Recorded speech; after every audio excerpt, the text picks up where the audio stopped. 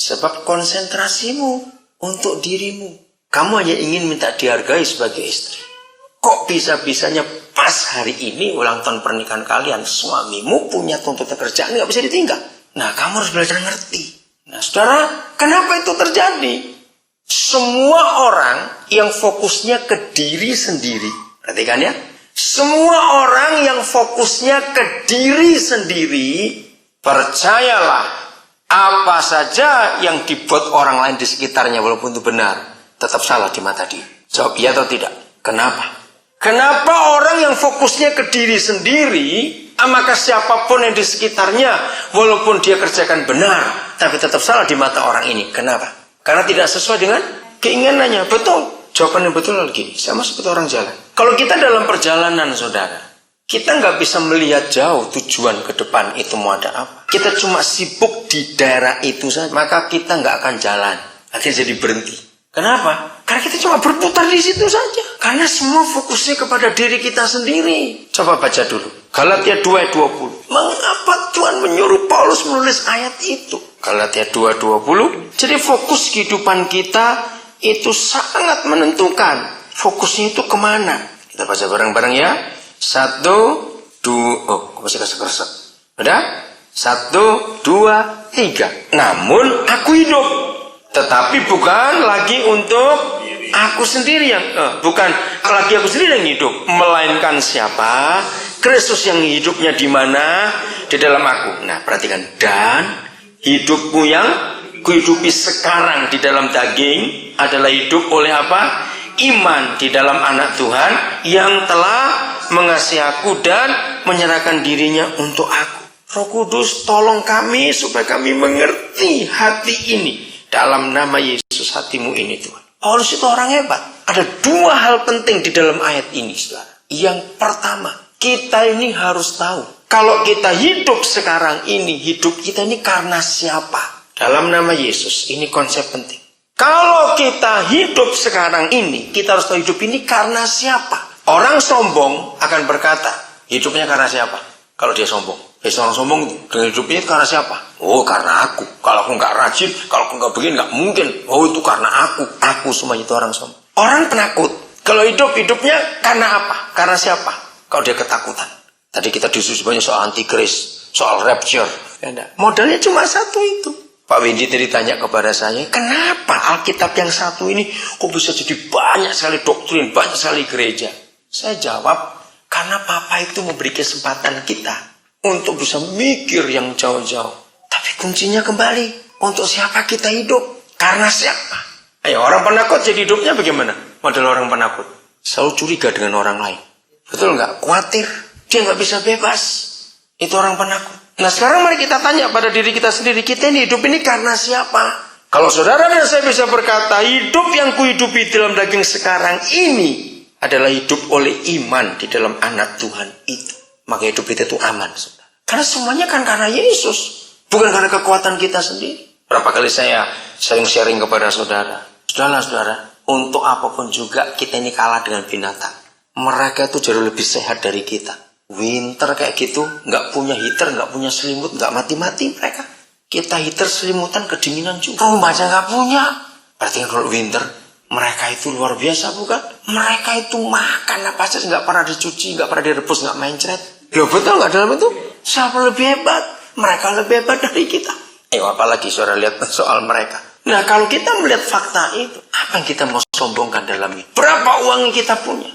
Orang yang terlalu takut hidupnya, apa-apa dihitung, apa-apa dirinci, apa-apa ditakuti. Oh, mesti planning dulu, mesti gini, mesti dulu, begini, mesti segala macam. Saya cuma ngomong, kamu tuh kayak nggak pernah bisa mati aja, mikir nggak jauh-jauh begitu. Kalau semua kita sadar hidup ini karena siapa? Percayalah saudara, nggak ada yang kita bisa takuti dalam hidup. Yang kedua, di dalam ayat ini, kata kuncinya adalah aku hidup, tapi bukan lagi aku sendiri yang hidup. Aneh, aku hidup, tapi bukan aku sendiri lagi yang hidup. Kenapa bisa begitu? Kembali bicara soal tujuan. Apa tujuan hidup kita? Kemana kita mau melangkah? Kalau semuanya karena Yesus yang hidup di dalam kita, wah, hidup itu akan menyenangkan sekali. Kenapa menyenangkan? Nggak rasa capek. Nggak rasa capek sama sekali. Tuhan, sadarkan kami akan kebenaran ini. Kalau ada di antara kami anak-anak-Mu yang merasa berat hidup, merasa capek hidup, sadarkan kami bahwa orang seperti itu sedang hidup untuk dirinya sendiri. Dalam nama Yesus. Kenapa? Ingat, tadi Mazmur 84 ayat 8. Hanya ada satu model orang, hidupnya berjalan makin jauh dan gak makin capek, gak makin loyo. Orang yang bagaimana tadi? Kalau berjalannya menuju ke tempat Tuhan kita. Sasarannya ke Sion, di mana dia ada. Lagi saya lupa, saudara boleh buka Mazmur 84 ayat 8. Yang berjalan menuju Sion, hendak menghadap Tuhan di sana. Maka orang seperti itu gak akan pernah loyo, gak akan pernah capek.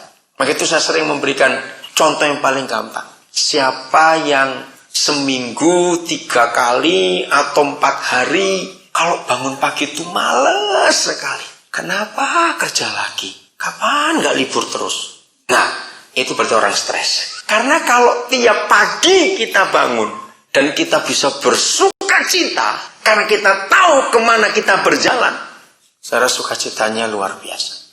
Hari Kamis kami tiba, langsung ke rumah keluarga Iwan. Nah, Ryan anak yang kedua itu tiap hari dari Kamis kami tiba sampai Jumat kemarin selalu ngomong soal camp in. Jadi dia itu excited betul, ingin cepat pergi. Nah, anak kecil loh saudara, saya nggak tahu mereka dua cerita apa sehingga anak ini bisa excited. Saya pertama nggak jelas ini tanya apa anak ini. Cik Luis pun nggak jelas. Dia itu tanya cerita apa. Nah, baru kalau dia nerangkan bicara soal apa, kebalik apa dia bilang camp, Bible camp. Ya bilang ya.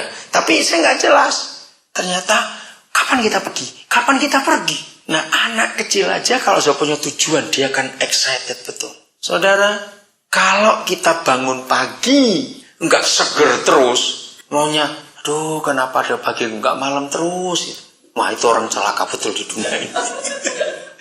Apalagi kenapa Senin lagi? Berarti saudara tidak ada, orang itu nggak ada sukacita dalam hidup. Hidupnya itu rasa beban yang berat sekali. Kalau saudara ikut saya hidup tiap hari, saudara tuh banyak orang yang itu, kamu kok nggak stres? Enggak. Kenapa saudara? Tiap hari. Kalau saudara baca SMS saya, itu pasti orang yang mesti bayar ini. Terus saja tiap hari. Sekali coba saudara kan tahu. Kenapa saya nggak stres? Karena saya tahu untuk sahabat saya buat itu. Tidak ada hari, mau hari libur, mau hari minggu, mau hari kerja, tetap ada yang bilang, mesti bayar ini. Itu tiap hari. Dan nggak cuma 1, 2, itu puluhan. Kok nggak ada yang ngamen? Kenapa saudara ikut bingung? Saya nggak bingung. Kenapa saudara bingung? Kenapa? Loh, makanya saya tidak. Kenapa? Karena ayat ini. Aku hidup, namun aku tahu siapa yang hidup di dalam aku ini. Oke, ini dah. Sebelum gampang, kita lihat Matius 11. Ya, Matius 11 supaya saudara lebih gampang sekali. Ayat yang ke-29, 28-nya jangan. Itu sudah hafal semua orang ayat 8, ayat 28. Marilah kepadaku, kamu semua yang apa? Wih, hafal sekali. Saudara jahat nggak hafalkan 29-nya. Karena 29-nya itu kuncinya, bukan 28-nya. 29-nya kita akan lihat sekarang ini. Matius 11. Jadi hidup ini karena siapa dan untuk siapa? Itu penting sekali. Pikulah apa? Kuk itu kayu yang ditaruh di pundaknya sapi atau kerbau itu. Ya, bukan kuda, beda ya. Kalau kuda nggak pakai kuk, ya sapi atau kerbau. Pikulah kuk yang kupasang, artinya tanggung jawab, beban dalam hidup. Saudara, orang kaya pun punya beban nggak hidupnya. Berarti nggak ada manusia hidup tanpa beban. Ada orang mati namanya. Orang mati juga nggak tahu apa-apa dia. Nah, yang namanya orang hidup harus ada kuknya ini, ada bebannya ini. Orang gila, oke, orang gila ya Ton, terima kasih. Ton ya, orang gila, oke. Saya lanjut. Pikulah kuk yang kupasang dan, nah ini dia. Suruh apa? Belajarlah padaku. Ya, simpan dulu kata belajar, nanti kita akan lihat lagi, saya teruskan. Suruh belajar apa dari Tuhan Yesus? 1, karena aku apa? Lemah lembut, bukan lemah gemulai, beda. Oke. Yang kedua apa? Rendah hati. Nah, impactnya ini, resultnya ini, hasilnya ini yang penting kita. Maka jiwamu akan bagaimana? Ayo, maka jiwamu akan mendapat ketenangan. Sesuka kata firman ini. Kalau terjemahan psikologi, maka jiwamu nggak akan stres.